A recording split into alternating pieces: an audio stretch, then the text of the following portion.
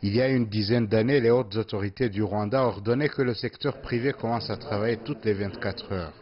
Auparavant, Kigali et les autres villes du Rwanda pouvaient fermer les portes aux clients pour la simple raison du repas de midi, une habitude qui s'était installée depuis longtemps et qui nuisait à l'économie du pays, disaient certains analystes économiques. Si le secteur privé était le plus visé, la population dit avoir à plusieurs reprises été victime de cette habitude installée même dans le secteur public.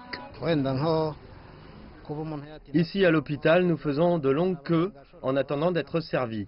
Il est possible d'arriver ici au petit matin jusqu'à 14 heures sans pouvoir accéder à la salle des consultations. Le secteur de la santé étant de ceux qui sont directement pointés du doigt, promet des changements. Nous allons mettre plus d'efforts dans l'accueil des patients et promouvoir le rendement du service rapide. Ce manque de rapidité a souvent occasionné des morts imprévisibles. Nous pensons aussi au renforcement des capacités de notre personnel tout en augmentant le nombre d'infirmiers.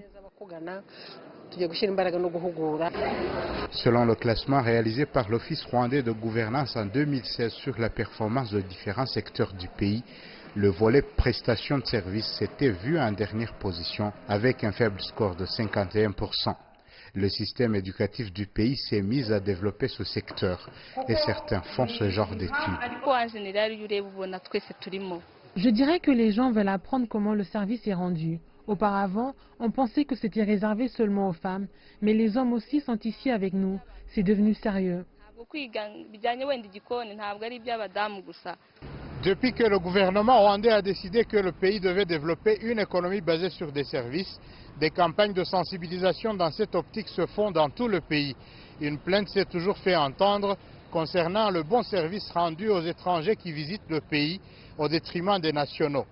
Une accusation formulée par la population et devant laquelle l'État rwandais fléchit tout en promettant des corrections.